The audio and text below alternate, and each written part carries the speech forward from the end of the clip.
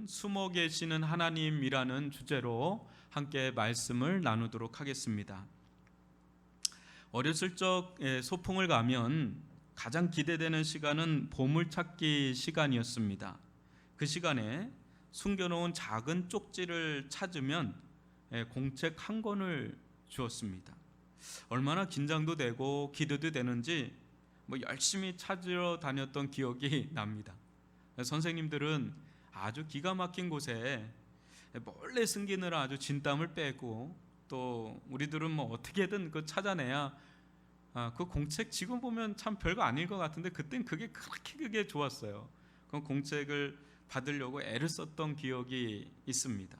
그때 찾은 친구들은 막 찾았다고 막 소리가 저쪽에서 막 들리면 막 다급해져 가지고 나도 하나 찾아야 되는데 막 이래서 왕장하던 생각이 납니다. 여러분 그런 기억 요새 또 하나요? 요새 아이들은 그 보물찾기 하나요? 저는 참 그게 추억 중에 하나인데요. 오늘은 마치 하나님과 우리 사이에 이 보물찾기를 하듯 또 숨바꼭질을 하듯 이 보이는 말씀이 나옵니다. 여러분 다시금 잠언서 25장 2절을 한번 읽어볼까요? 시작. 이를 숨기는 것은 하나님의 영화요 이를 살피는 것은 왕의 영화니라. 아멘. 이를 숨기는 것은 하나님의 영화요 이를 살피는 것은 왕의 영화니라. 여러분 이를 숨기는 것이 어떻게 하나님의 영화일까요? 또한 이를 살피는 것이 어떻게 왕의 영화일까요? 우선적으로 생각해 볼 것은 이것입니다. 즉 하나님께서 이 세상을 창조하신 목적, 또 이 세상을 구원하시려는 목적이 무엇을 향하고 있는가, 그것입니다. 과연 이 세상을 창조하시고 또 우리를 구원하신 그 목적이 있을 텐데 그게 무엇을 향하고 있는가? 실로 하나님의 창조의 목적이라는 거대한 이 물결은 타락으로 말미암아 그 수로가 굽어지고 말았습니다. 구원은 이를 다시금 교정하여 원래의 길로 돌이켜 놓는 것입니다. 그렇다면 이 창조의 물결이 본래 이 가려던 길은 무엇인가? 여러분 무엇이라고 생각하십니까? 창조의 목적이 과연 무엇인가? 요새 복음을 경험하러 나가고 있지만 그것은 성경 전체에 흐르고 있는 중심적인 사상인 바로 하나님의 영광입니다.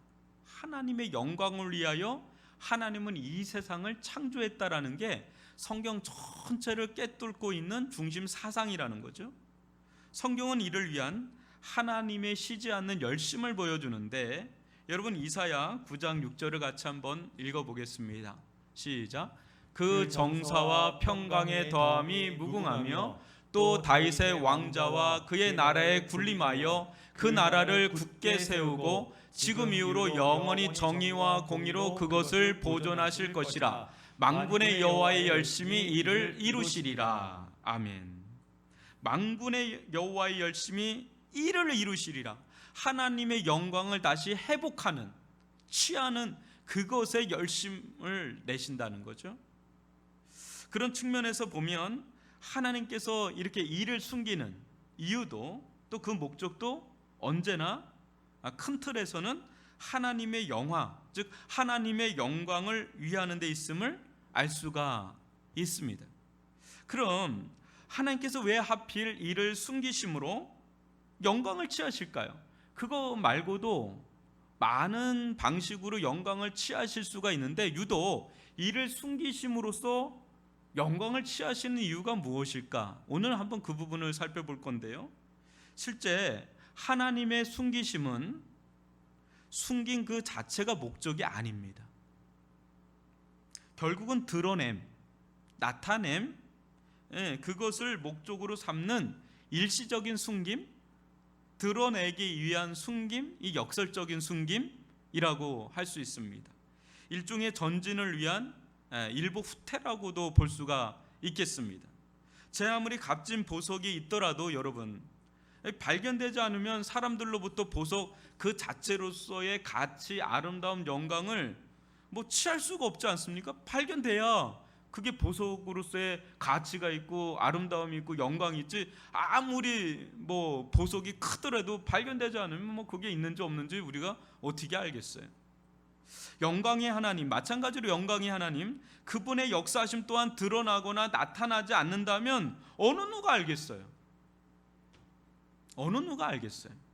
제 아무리 하나님 본연의 영광은 있을지 몰라도 피조 세계로부터 영광은 취할 수가 없죠. 하나님 되심을 드러내야, 하나님께서 역사하셔야, 하나님의 영광을 드러내셔야 그걸 보고 우리도, 모든 피조 세계도 하나님이 계시구나, 하나님의 영광은 이렇구나, 그러면서 하나님께 영광을 돌리지, 하나님의 아무리 영광스러워도 그게 드러나지 않는다면, 나타나지 않는다면 어느 누가 그걸 알겠어요?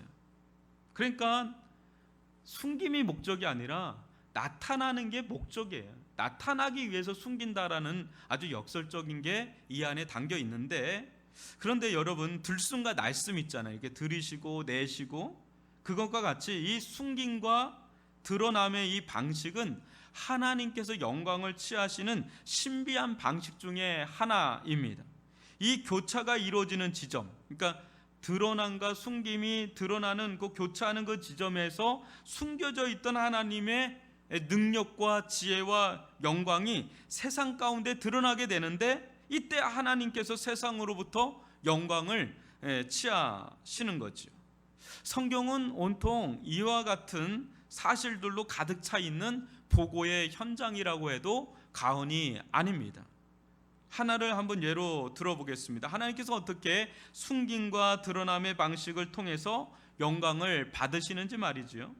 이는 성경 전체 하나의 거대한 강맥을 형성하듯 길게 뻗어 있는데, 여러분 한번 오늘 듣는 말씀을 가지고 창세기부터 요한계시록을 보면 하나님께서 얼마나 숨김과 드러남의 방식을 통해서 영광을 취하시는지를 곳곳에서 아마 발견을 하실 겁니다. 오늘은 한번 아브라함을 통해서 한번 볼 건데요, 아브라함의 인생을 보더라도 여러분 그 인생 가운데 철저하게 숨겨져 있던 영역이 하나가 있죠. 두 개가 있는데 유독 하나를 둔다면 이 자녀를 갖게 되는 거예요. 땅 문제도 숨겨져 있는 건데, 이 자녀를 갖게 된 문제는 아주 베일에 쌓일, 오랜 세월 동안 그야말로 베일에 쌓이고 숨겨져 있던 그런 일이었습니다. 어느 지점까지 그것을 하나님께서 숨겨주시는가를 한 보여주는 대목이 로마서 4장 19절인데요. 같이 한번 읽어볼까요? 시작. 그가 백세나 되어 자기 몸이 죽은 것 같고 사라의 태가 죽은 것 같음을 알고도 믿음이 약하여지지 아니하고. 아멘. 여러분, 하나님께서 어느 순간까지 아브라함에게 이 자녀를 숨기셨는가? 정상적인 생식 기능이 죽을 때까지, 그러니까 인간으로서는 한계점까지 들어간 거죠. 그때까지도 하나님은 자신이 하고자 하는 일을 아브라함 가운데 철저히 숨기고 계셨습니다.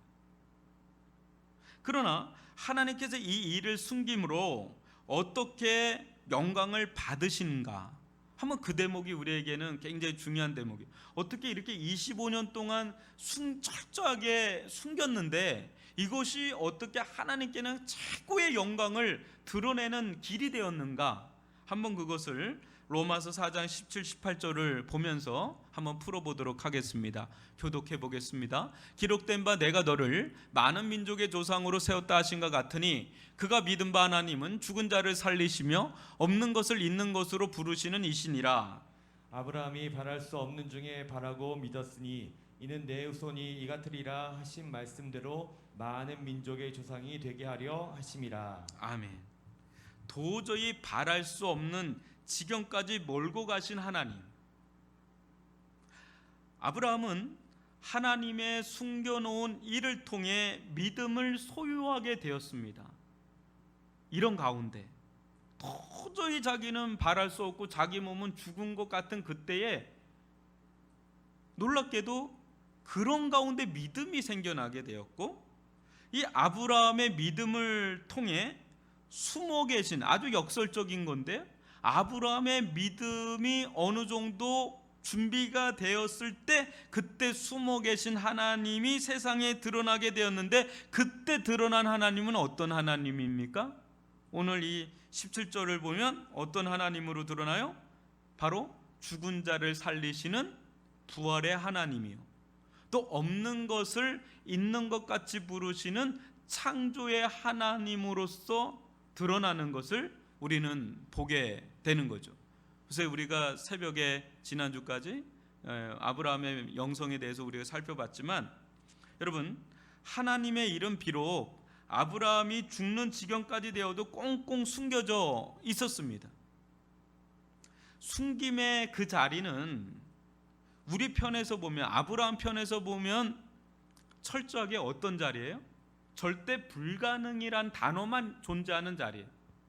절대 없음, 전혀 없음이란 단어만 존재하는 자리예요. 숨겨짐의 자리는 그런 자리란 말이에요.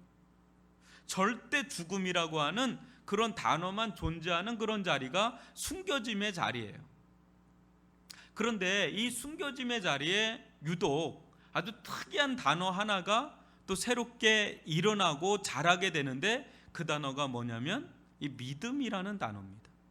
숨겨지는 자리가 없었다면 생겨나기가 쉽지 않았을 그 믿음이라는 단어가 이 결핍의 자리에 이 믿음이라는 단어가 생기고 파생되고, 그 단어가 거기서 배태되고 거기에서 자라게 되는 것을 우리는 아브라함의 인생을 통해서 보게 됩니다. 그런데 마치 이삭이 잉태되어 있다가 사라의 자궁을 통해서 세상에 나온 것처럼 숨어 있던 전능하신 하나님의 능력과 지혜와 영광이 이 아브라함의 믿음이라는 자궁을 통해서 세상에 나타나는 것을 본다면 아주 놀라운 하나님의 섭리가 아닐 수가 없습니다. 이로 말미암아 한번 보십시오. 만약에 하나님께서 그냥 아브라함에게 땅도 그냥 당장 주고, 믿음이 생기기도 전에 당장 주고, 또 뭐 자녀도 숭풍 낳게 한다면 아브라함은 우리가 몰랐을 사람일 거예요. 아마 그 소시민적으로 그냥 살다가 역사 속에 있는지 없는지도 모르고 성경에 기록되지도 않은 채 그냥 사라지고 없었을 겁니다. 그런 아브라함의 인생 가운데는 하나님의 이런 하나님, 그 죽은 자를 살리시는 하나님, 없는 것을 있는 것 같이 부르시는 창조의 하나님, 부활의 하나님도 드러나지 않았을 거예요. 그런데 이 아브라함의 믿음을 통해서 그의 인간적인 한계를 뛰어넘어서 완전히 그가 그냥 죽음의 지경까지 갔을 때, 그때 발휘되는 것은 오직 믿음밖에 없는데, 그가 믿은 바 하나님은 죽은 자를 살리시는 하나님, 또 없는 것을 있는 것 같이 부르시는 그 하나님, 그 하나님이 드러나게 됐을 때, 여러분, 그 철저히 숨겨진 그 자리는 하나님의 영광이 드러나는 자리로 변환되는 것을 우리는 아브라함의 인생을 통해서 보게 되는 거죠. 한마디로 숨김은 그야말로 하나님의 영광을 드러내는 비밀 통로가 된다는 것을 보게 됩니다. 여러분, 하나님은 우리들 인생 가운데 역사하기를 원하시는데, 그때 우리가 원하는 거는 그냥 우리가 원할 때마다 그냥 바로바로 그냥 막 이거 원하면 이거 해주고 저거 원하면 바로바로, 그러면 너무 좋을 것 같은데 하나님은 그렇게 하지 않고 철저히 숨기시는 거예요. 그래서 심지어는 아니 계신 것 같을 정도로, 죽을 것 같을 정도로 철저하게 숨기시는 거예요. 근데 그때 우리로서는 절대 불가능, 전혀 없음, 뭐 절대 죽음, 뭐 이런 것만 우리에게 나오는데, 그 속에 하나도 또 싹이 나면서 올라오는 게 뭐냐면 믿음이란 거야. 믿음. 근데 믿음이 생길 때 하나님은 그 믿음의 통로를 통해서 하나님의 영광을 이 세상 가운데 드러내 보여주신다는 것을 본다면, 이 숨김이라는 것은 하나님의 영광의 채널이다라는 것을, 통로라는 것을, 입구라는 것을 우리는 아브라함의 인생을 통해서 배우게 됩니다. 그래서 성경은 20절에서 뭐라고 그럽니까? 한번 같이 읽어볼까요? 시작. 믿음이 없어 하나님의 약속을 의심하지 않고 믿음으로 견고하여져서 하나님께 영광을 돌리며. 뭘로 영광을 돌린다고요? 믿음으로 영광 돌리는 거예요. 믿음으로. 믿음이 없어서 막 약속을 막 의심하고 그런 게 아니라 오히려 상황은 정반대로 가는데 믿음은 더 강해지는 거예요. 상황이 믿음을 지지해주지 않는데 그런 가운데 믿음이 더 강해지면서 하나님께 영광을 돌리는 거야. 하나님은 죽은 자를 살리신 하나님입니다. 없는 자를 있는 것 같이 부르신 창조의 하나님입니다. 그런 믿음으로 아브라함은 더 강해진 거예요. 그때 어느 순간에 하나님은 부활의 하나님으로서, 창조의 하나님으로서 이 세상에 드러나게 되는데, 그때 그 아브라함의 이런 믿음과 하나님의 역사하심을 통해서 역사 속에 저희들도 그렇고 수많은 사람들이 아브라함의 이야기를 들으면서 얼마나 용기를 얻고 얼마나 은혜를 받고 얼마나 신앙의 유익을 받는지 몰라요. 그게 이 하나님이 숨기는 게 목적이 아니라 드러나는 게 목적이기 위해서 숨긴 거기 때문에. 근데 하나님이 딱 드러냈을 때 이 아브라함의 스토리는 뭐 두고두고 해자가 되잖아요. 이 아브라함의 믿음, 또 하나님의 그 놀라우신 하나님이 어떤 분이신가, 그것을 이제 우리는 계속해서 되뇌이면서 유익을 얻는 게 우리 아닙니까? 여러분, 그 아브라함의 믿음, 이 믿음은 오늘 우리가 살펴보는 말씀에서처럼 숨겨져 있는 하나님의 일을 찾아내는, 살피는 그런 도구와도 같아요. 그래서 여러분, 하나님의 숨겨진 일을 찾을 때 그때 하나님도 영광을 받지만요, 믿음으로. 근데 믿음으로 하나님의 일을 찾아낼 때, 하나님의 역사하심을 경험할 때, 그때 그 믿음 있는 그 사람도 영광을 받습니다. 오늘 잠언서 25장 2절에 나와 있는 것처럼 이를 숨기는 것은 하나님의 영화요, 이를 살피는 것은 왕의 영광인 것처럼 믿음으로 하나님의 숨겨져 있는 일을 캐내고 그것을 발견하고 그것을 경험하는 자에게 하나님의 영광의 효력, 하나님의 영광의 덕을 얻게 되는 줄 믿습니다. 그래서 아브라함도 보면 대대로 고생은 했지만 대대로 믿음의 조상이라고 하는 명예로운 칭호를 받고 있지 않습니까? 정말 이 믿음이야말로 하나님의 숨겨져 있는 일을 찾아내는 그런 길이다라는 것을 오늘 이 대목에서 우리가 살펴볼 수가 있어요. 그래서 여러분, 믿음이 있는 자에게는요, 하나님의 숨겨져 있는 하나님의 영광이 나타나는 은혜를 누리게 될 줄 믿습니다. 그래서 우리들에게 필요한 것은 믿음이에요.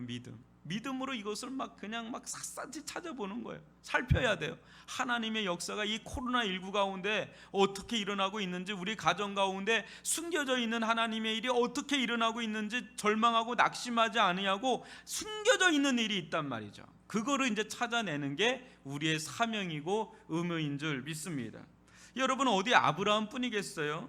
일일이 다 말하고 싶어요. 모세도 말하고 싶고 다윗도 말하고 싶고 다 말하고 싶은데 그런 사람 다 생략하고 우리 요셉을 한번 생각해 볼까요? 한번 보십시오. 하나님께서 요셉에게 꿈으로 계시를 해줬는데 어마어마한 꿈으로 계시를 해주십니다. 그게 무엇인지 창세기 37장 6절 7절 9절을 교독으로 읽어보겠습니다. 요셉이 그들에게 이르되 청하건대 내가 꿈을 들으시오. 우리가 밭에서 곡식단을 묶더니 내 단은 일어서고 당신의 단은 내 단을 둘러서서 절하더이다. 요셉이 다시 꿈을 꾸고 그의 형들에게 말하여 이르되 내가 또 꿈을 꾼즉 해와 달과 11별이 내게 절하더이다 하니라. 아멘. 여러분, 어때요? 그 요셉에게 주신 어마어마한 꿈의 계시의 꿈이에요. 이거를 이렇게 받았어요. 그런데 이것이 이루어지기까지는 오랜 세월 숨겨져 있어요. 너무나 오랜 세월을 숨겨져 있을 뿐 아니라 오히려 이 말씀이 성취되는 쪽으로 가는 게 아니라 완전히 역행이에요. 그 꿈은 너무 거대하고 웅장한데 요셉의 인생 가운데 드리워진 그늘은 여러분 상상할 수가 없어요. 여러분, 성경에 나와 있는 인생 중 그냥 인간적으로 생각해서 가장 상처받을 만한 분은 예수님, 그 다음엔 요셉이에요. 제가 볼 때는 그래요.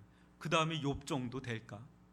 요셉 보세요. 형들한테 완전히 그냥 해서 죽음의 구렁텅이에 빠지죠. 그것도 모자라서 간신히 목숨은 건지는데 성경에 애원하면서 울었다 그래요. 내 동생이 그때 그렇게 애원하면서 살려달라고 우는 거, 그거 우리가 외면한 거, 그거 죄책감에 누리거든요.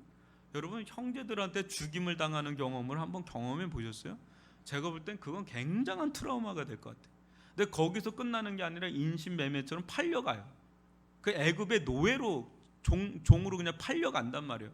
그냥 머나먼 이국으로 홀홀단신 그냥 노예로 끌려가는 그 애굽, 그 요셉의 17살 된 요셉의 한번 모습을 상상을 해보세요. 그 마음의 상처는 그 가장 예민한 시기 아닙니까? 17살. 근데 보디발의 집에 갔는데 또 어때요? 이 보디발 부인의 모함에 또 해서 감옥에 들어가는. 그러니까 요셉의 인생은 점점 하향 곡선이에요. 점점 아래로 간단 말이에요. 그러니까 자기에게 준 이 말씀과는 정반대로 오랜 세월 너무나 많은 고난과 역경의 세월을 보낸 게 요셉이란 말이에요. 이게 숨겨져 있는 거예요. 숨겨져 있는. 그러나 하나님은 놀라운 방식으로 요셉에게 보여주신 이 꿈을 실현해 가시는데, 바로 이 애굽왕 바로의 꿈속에 숨어있는 하나님의 메시지를 해석해 내게 함으로써 하나님의 꿈을 성취해 가시는 것을 우린 그 뒤에 보게 되잖아요.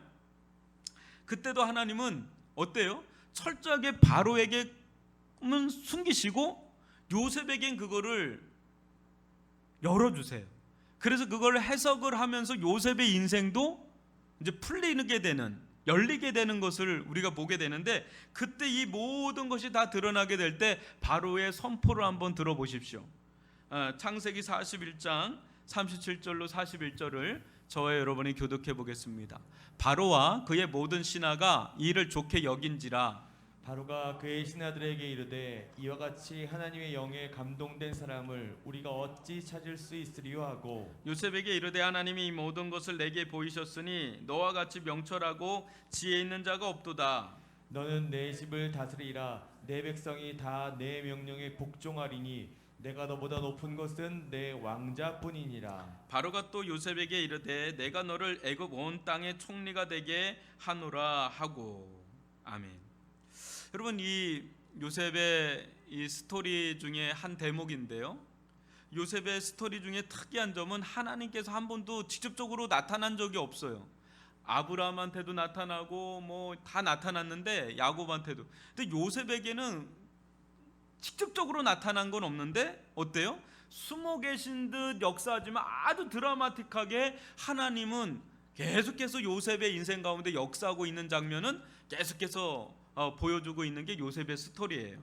그때 요셉은 자신의 인생 가운데 숨겨져 있는 더 깊은 하나님의 지혜를 찾아내게 되는데, 자기가 국무총리가 되거나 자기가 총리가 되거나 또 한 형제의 우두머리가 되거나, 이게 하나님의 꿈이 아니라, 하나님의 비전이 아니라, 그것은 어떤 수단이에요. 하나님의 목적은 또 있어요. 그게 진짜 목적인데, 그게 뭐냐면 하나님의 구속의 경륜이라는 겁니다. 그것을 요셉이 깨닫고는 뭐라고 고백하는지 창세기 50장 20절을 같이 한번 읽어보겠습니다. 시작. 당신들은 나를 해하려 하였으나 하나님은 그것을 선으로 바꾸사 오늘과 같이 많은 백성의 생명을 구원하게 하시려 하셨나니. 아멘. 당신은 나를 해하려 하였으나, 당신들은, 하나님은 그것을 선으로 바꾸사 오늘과 같이 많은 백성의 생명을 구원하게 하시려 하셨나니라는 것처럼 하나님의 숨겨진 뜻을 이제 비로소 발견을 하고 요셉이 고백하는 그 장면으로 창세기의 50장의 대미를 마무리 짓는 이런 것을 보게 됩니다.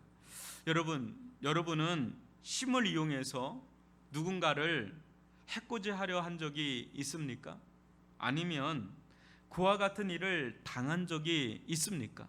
그때 얼마나 억울하고 얼마나 또 아프고 얼마나 힘들고 얼마나 견디기가 어렵습니까?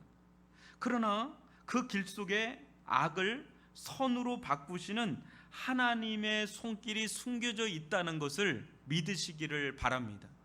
우리들 가운데는 그것이 아니 보이는 것 같아도 하나님은 요셉과 같이 악을 선으로 바꾸시는 그런 능력의 하나님으로 어느 순간인가는 드러나게 된다는 것을 꼭 믿으시기를 바랍니다.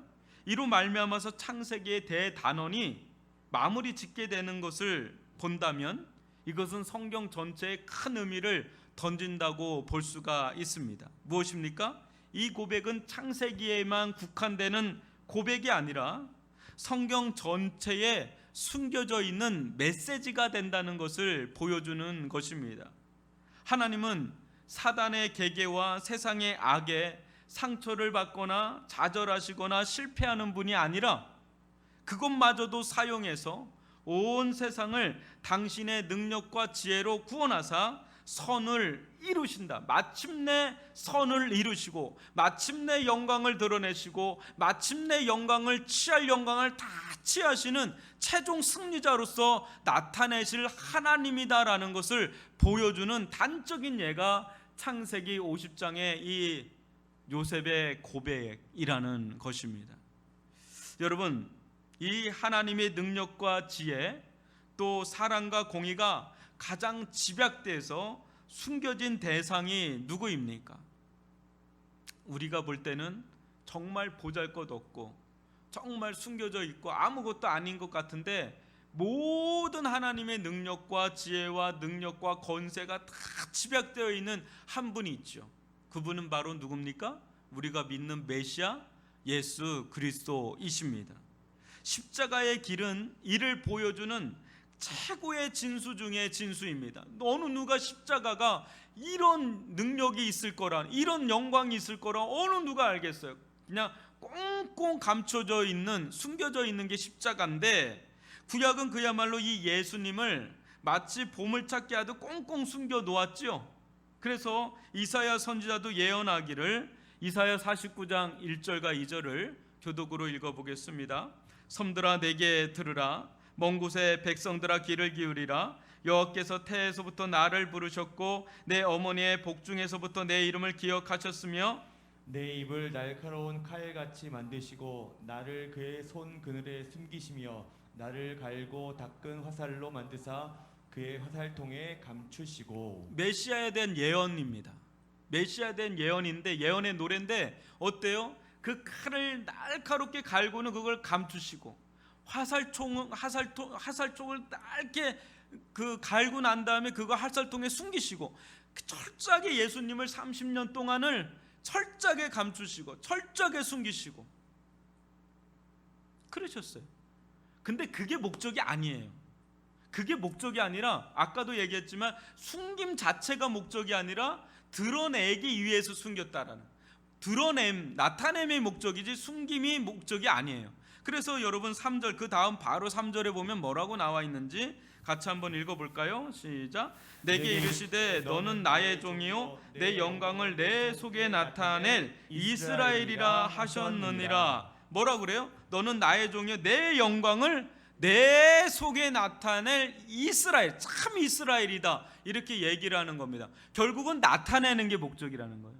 숨김이 목적이 아니라 드러나고 나타나는 게 목적이라는 것을 보여주죠. 여러분, 예수님 하나님의 영광을 총체적으로 드러낼 분은 오직 예수 그리스도이신 줄 믿습니다.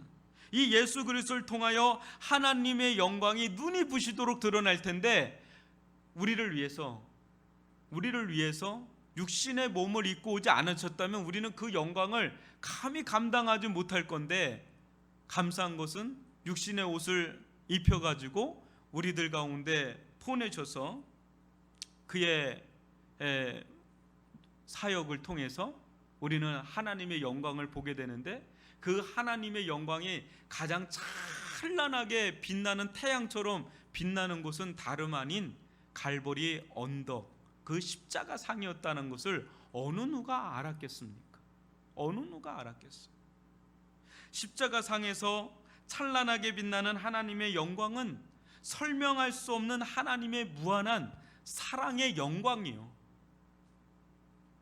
동시에 죄를 철저히 짓이겨 버리는 완전하신 거룩의 영광이요, 이 모든 것 속에 사단도 이 세상의 제약도 미치지 못하는 하나님의 전능하신 능력과 지혜로 마침내 우리를 구속하시는 그 구원의 영광, 그것이 드러나는 자리가 되었으니 예수님도 친히 이를 두고 말씀하시기를, 여러분 요한복음 17장 4절과 5절을 교독으로 읽어보죠. 아버지께서 내게 하라고 주신 일, 그 일을 내가 이루어 아버지를 이 세상에서 영화롭게 하였사오니 아버지여, 창세전에 내가 아버지와 함께 가졌던 영화로서 지금도 아버지와 함께 나를 영화롭게 하옵소서. 예, 그래요.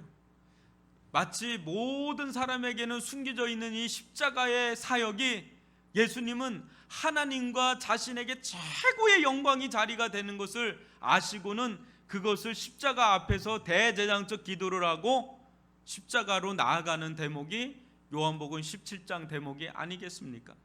사도 바울 또한 무엇이라고 고백을 합니까?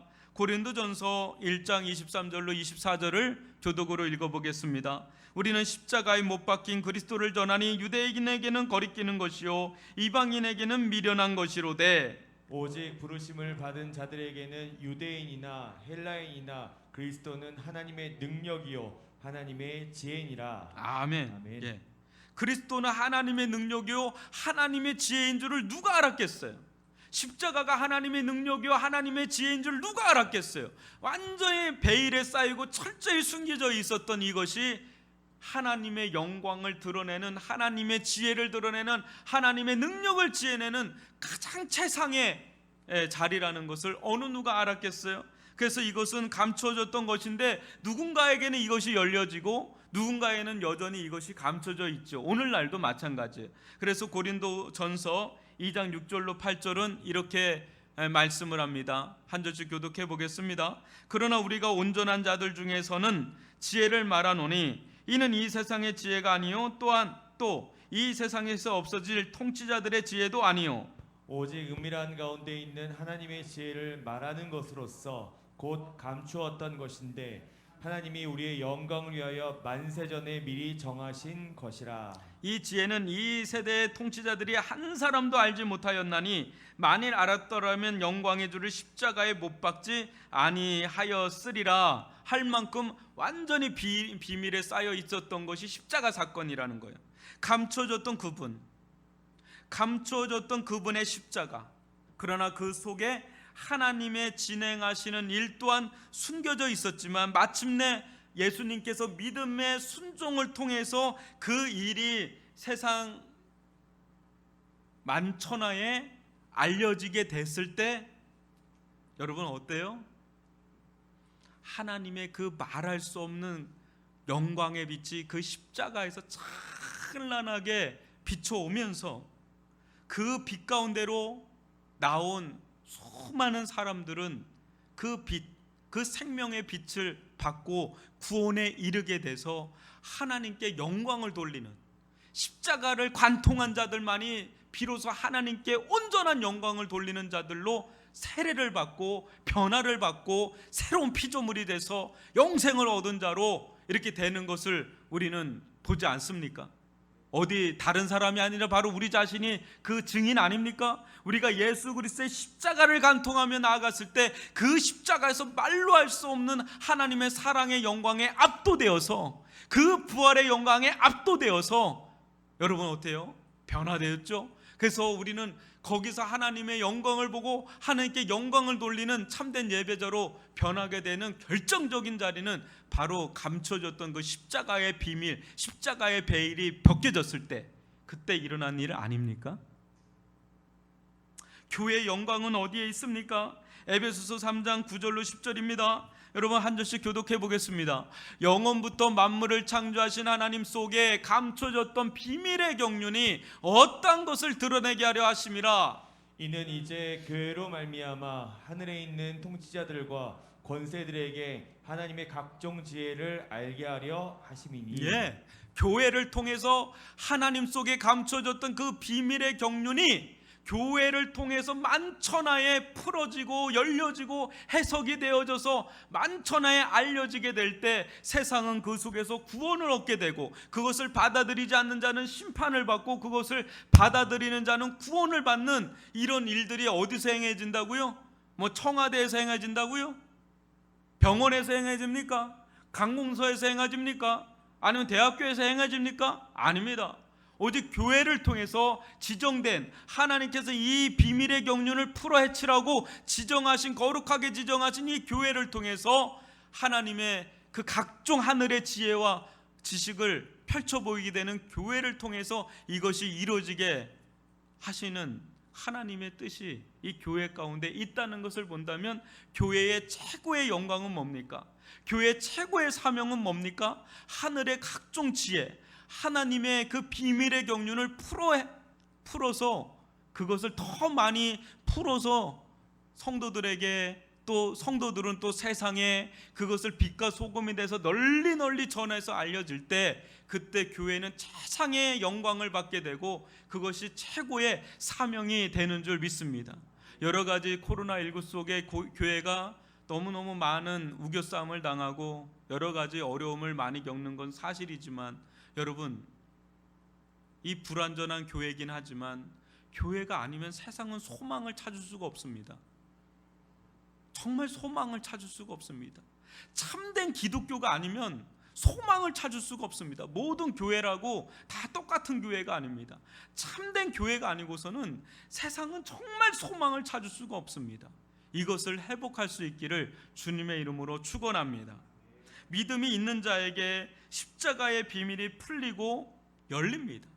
그때 십자가 상에서 찢겨지고 진리기지고 뚫린 손목과 발목, 그 옆구리 사이로 가히 측량할 수 없는, 가히 감당할 수 없는 하나님의 영광의 빛이 그 사이로, 그 뚫린, 예수님의 뚫린 손목과 발목과 옆구리 사이로 하나님의 영광의 그 빛이 찬란하게 흘러나오는 그 빛이 우리 영혼판에, 우리 마음판에 흘려 들어올 때 어떤 일이 일어납니까? 그냥 그 앞에 그냥 부복이 되잖아요. 거기서 회개가 터지고, 거기서 진정 하나님을 떠났던 우리 자신을 보게 되고 하나님께 돌아가게 되는 그런 일련의 일들이 일어나게 되면서 어때요? 그 하나님의 영광에 사로잡혀서 그 예수를 위해서 살겠노라고, 하나님의 영광을 위해서 살겠노라고 하는 그런 사람들로 이렇게 완전히 탈바꿈이 되는, 일종의 세례를 받는,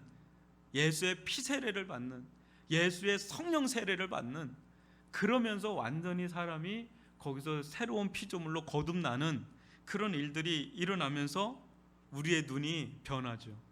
세상에 대해서는 어두워지고 하나님에 대해서는, 하늘 영광에 대해서는 너무나 영적인 개안의 역사가 일어나면서 우리의 인생 자체가 완전히 뒤집어지면서 교회가 그렇게 아름다울 수밖에 없고, 성도들이 그렇게 아름다울 수밖에 없고, 교회에서 맡겨주신 직분이 그렇게 아름다울 수밖에 없고, 대통령 10개가 와도 나는 이 직분과 바꾸지 않으리라, 나는 찬양하다 죽으리라, 나는 기도하다 죽으리라, 나는 예배드리다가 죽으리라, 나는 예수 복음 전하다가 산골 오지에서 죽더라도 난 죽으리라, 뭐 그럴 정도의 그런 것은 그냥 이게 그냥 되겠습니까?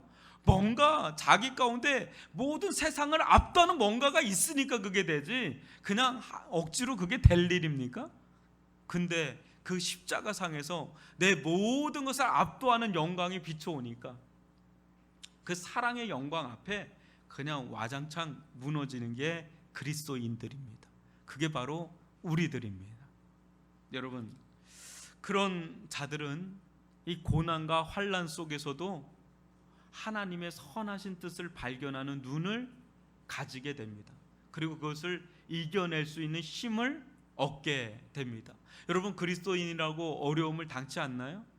그리스도인들 수없이 많은 사람들은 순교의 자리에 나아간 자들이 하나둘이 아닙니다. 그러나 그런 가운데서 그들은 찬양하면서 그냥 기름 부음을 받고 기름 속에 타면서도, 화형을 당하면서도, 또 자기 자녀가 같이 화형을 당하는 걸 보면서도 찬양을 하면서, 그 힘이 어디서 나오는 걸까요? 그거는 이 세상에서 발견할 수 없는 그 하나님의 영광을 봤기 때문에, 그것이 자기를 압도하고 있기 때문에 그 길을 가는 줄 믿습니다. 우리는 때론 나의 삶 속에 하나님이 아니 계신 것처럼 여겨질 때가 있습니다. 왜 일이 이렇게 안 되지? 내 인생 가운데 하나님은 과연 계획이나 뜻은 가지고나 계신 것 맞나? 너무 답답하고, 심지어 하나님께서 나를 버리신 것처럼 여겨질 때가 있습니다. 그때 우리는 마음속에 고백합니다. 하나님은 나와 함께 하시지 않으셔. 하나님 왜 저를 외면하시나요? 하나님 왜 저를 돌아보지 않으시나요? 다른 사람들은 몰라도 하나님은 이렇게 하시면 안 되는 거 아닙니까? 이렇게 절망하며 낙담하기 쉽습니다. 그러나 수많은 하나님의 사람들을 한번 보십시오. 모세를 한번 보십시오. 40년 동안 잃어버린 세월을 보내고, 다윗을 한번 보십시오. 자기 장인어른에게 늘 13년 동안 죽음의 위협을 청부 살해를 받는 그 시기를 보내는 이 다윗의 인생을 보시나요? 한나는 또 어떻습니까? 이사야는 칼로 배를 베이는 순교를 받고, 예레미야는 눈물의 선지자로 눈물이 마를 길이 없는 창자가 끊어지는 고통을 받는 예레미야, 세례 요한, 목이 베인 세례 요한, 헤아릴 수 없는 사람들의 이 하나님의 사람들의 인생 속에서 우리는 무엇을 봅니까? 우리가 하나님께 대해 한켠에서 모르는 것이 있는데, 그것은 하나님은 아니 계신 것이 아니라 숨어 계신 하나님이시다라는 겁니다. 숨어 계신 하나님이시다. 신명기 29장 29절입니다. 같이 한번 읽어볼까요? 감춰진 일은 우리의 하나님 여호와께 속하였거니와 나타난 일은 영원히 우리와 우리 자손에게 속하였나니 이는 우리에게 이 율법의 모든 말씀을 행하게 하심이니라. 여러분, 감춰진 일은 다 누구에게 속했다고요? 하나님께 속했죠. 왜요? 우리에게는 감춰 있으니까 우리에게 속해 있을 수가 없어요. 우리에게 속한 거는 그 감춰진 게 드러나게 될 때 이제 그것은 이제 우리에게 속한 게 되는 거죠. 이사야 45장 15절도 읽어볼까요? 구원자 이스라엘의 하나님이여 진실로 주는 스스로 숨어 계시는 하나님이시니이다. 하나님에 대해서 뭐라고 그럽니까? 얼마나 어폐가 있습니까? 이스라엘의 하나님은 어떤 하나님이요? 구원자 하나님이라고 하면서 그 구원자 하나님이 스스로 숨어 계시면 그게 어떻게 구원자겠어요? 그런데 어때요? 구원자이시면서 스스로 숨어 계시는 하나님이시다. 그렇기 때문에 우리가 혼란에 빠질 때도 있는 겁니다.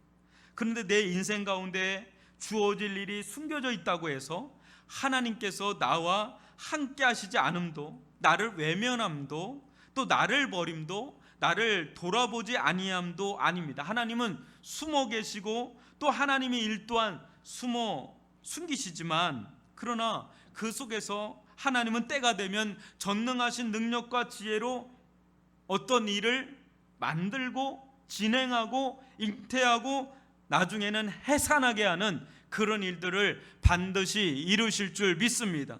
다만 하나님의 숨겨놓은 그 일을 믿음으로 우리가 살피고 찾을 수 있기를 바랍니다.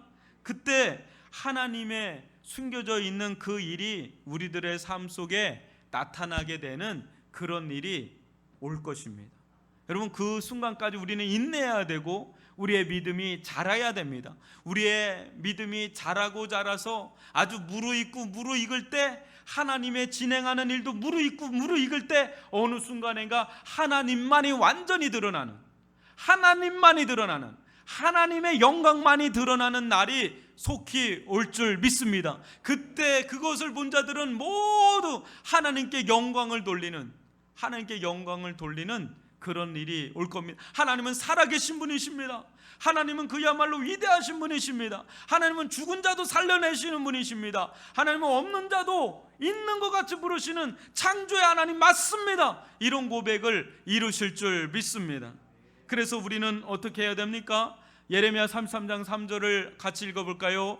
너는 내게 부르짖으라. 내가 내게 응답하겠고 내가 알지 못하는 크고 은밀한 일을 내게 보이리라. 뭐라고요? 너는 내게 부르짖으라는 거예요. 너는 내게 부르짖으라. 그럼 내가 내게 응답하겠고 네가 알지 못하는 크고 은밀한 일을 내게 보이리라. 하나님은 보이십니다. 우리 두 눈 똑똑히 보게 하여 주실 줄 믿습니다. 여러분, 너무 작은 것도 안 보이잖아요. 근데 너무 커도 안 보여요. 왜? 일부분만 보게 되니까 그 전체가 뭔지 우리한테는 베일에 쌓인 게 돼요. 제가 어느 날 이거를 묵상을 하다가 깨달은 게 그거예요. 너무 작아도 은밀하지만 너무 커도 은밀할 수 있겠구나. 왜냐하면 여러분 큰 고래를 여러분들이 바로 가까이서 보면 여러분 다 보여요? 그게? 일부만 보잖아요. 일부만 보는 거는 그 사람에게는 그 고래는 은밀한 거예요. 멀리서 딱 봐야 이게 이거였구나 이렇게 되는 것처럼 너무 크잖아요. 우리의 시야를 벗어날 정도로 크잖아요. 그럼 은밀해져요. 아예 사이즈가 완전 커지면 은밀해지는 거예요. 아예 작든지 아예 크든지 그 은밀한 거예요. 그래서 우주도 은밀한 거예요. 우주가 너무 크기 때문에 은밀한 거예요. 너무 작아도. 그러니까 하나님의 역사를 우리가 제한해서는 안 됩니다. 근데 그것이 그 은밀했던 그것이 하나님을 부르짖고 하나님께 나아가서 부르짖을 때 믿음으로 하나님을 찾을 때 어느 순간인가 그것이 우리들 두 눈에 똑똑히 보이는 날이 오게 될 줄 믿습니다. 우리 교회 가운데 숨겨 놓았지만 하나님께서 진행하고 있는 일은 무엇일까요? 여러분 오늘 설립 3주년이라고 그랬잖아요. 우리가 여기까지 와서 또 앞으로 어떻게 될지 우리는 몰라요. 솔직히 목사님 아세요? 그러면 저는 모르겠어요. 저부터가 앞으로 무슨 일이 일어날지를 모르겠어요. 그 모르는 것이 주는 그 막연함이 주는 불안과 두려움이 있어요. 그러나 또 기대감과 뭔가 소망과 뭔가 보이지 않는 영역에서 뭔가가 이루어지고 있어요. 여러분 교회뿐일까요? 내 개인의 인생과 우리 가정 가운데 숨겨 놓았지만 뭔가 하나님이 진행하시고 있는 일이 있을까요? 없을까요? 있어요. 근데 우리는 그게 숨겨져 있기 때문에 못 볼 뿐이죠. 근데 믿음으로 이제 그걸 찾는 거죠. 믿음의 눈이 아니면 안 보여요. 절대. 세상적인 눈으로는 거기선 절망과 한숨밖에 안 나와요. 근데 믿음의 눈으로 그것을 보려고 하면 어느 순간 한나처럼 보이는 거예요. 불임 여성이었던 한나의 눈에 하나님의 계획이 어느 순간에 오랜 기도 속에 그게 보이고, 요셉 인생 가운데 보이고, 다니엘의 인생 가운데 보이고, 모세의 인생 가운데 보이고. 인간적으로는 그게 해석이 안 돼요. 세상적으로 해석이 안 된단 말이에요. 믿음은 그것을 캐낼 수 있는 굴착기와도 같고요, 그걸 볼 수 있는 현미경과 만안경과도 같은 게 이 믿음이라는 겁니다. 그래서 믿음을 가질 때 우리는 하나님의 영광, 하나님의 진행하시는 일, 숨겨진 그 일을 캐내고 볼 수 있는 은혜를 누리게 될 줄 믿습니다. 여러분, 신묘막측하신 하나님의 영광을 보고 또한 그 일이 우리 인생 가운데 하나님의 영광과 능력이 나타나는 것을 경험할 때 그것은 아브라함에게 영광이 됐던 것처럼, 요셉에게 영광이 됐던 것처럼 우리에게도 영광이 되는 줄 믿습니다. 그래서 하나님께도 영광이요, 우리에게도 영광이 되는 그 길을 찾아가는 것, 코로나19 가운데 또 우리 각 개인의 사정상 또 여러 가지 일들 속에서 한번 여러분 오늘 이 말씀을 듣고 믿음으로, 믿음의 눈을 가지고 하나님의 숨겨진 일이 무엇인가를 캐내고 살피고 찾아낼 수 있는 그런 눈을 가질 수 있기를 주님의 이름으로 축원하고요, 그런 믿음이 더욱더 강해지고 강해져만 간다면 세상도 감당할 수 없는, 정말 이 세상 가운데 언젠가 간증하는 날이 오겠죠. 내가 이런 삶을 살았는데 하나님께서 이런 일을 이렇게 행하시리라고 나는 정말 몰랐는데. 저는 잠깐 제 간증을 한다면 제가 신대원 다닐 때쯤에 개척교회 10명도 안 되는 개척교회에서 3년을 하나님이 이렇게 묶어놓더라고요. 정말 괴로워요. 거기는 허벌판에 아무것도 없고 옆에 장례식장 하나만 있어요. 매일 곡소리만 듣고 살게끔 3년을 거기 묶어놓으시는데 거기서 왜 그런지 이해가 안 가는 거예요. 그럼 왜 그런지 이해가 안 가는 거예요. 근데 거기를 3년간을 그냥 콕박 그냥 거기서 그냥 막 썩듯이 그냥 거기 있는 거죠. 그냥 내 꿈과 뭐고 간에 다 그냥 거기 내려놓고 3년간을 있을 때 그때 주셨던 선물이 하나가 있었는데, 이게 제 자랑이 아니라 간증이에요. 일종의 설교대가 학교에서 있었어요. 거기에 장학금도 없고 등록금이 없으니까 나간 거예요. 근데 거기서 제가 1등을 한 거예요. 그게 1등을 왜 제가 나갔냐? 1등을 하면 장학금을 전액을 줘가지고 나갔는데 그것 때문에 나간 거예요. 이제 가정도 이루고 애도 태어났는데 뭐 아무것도 없잖아요. 미자립 교회에서 사례비도 못 받고.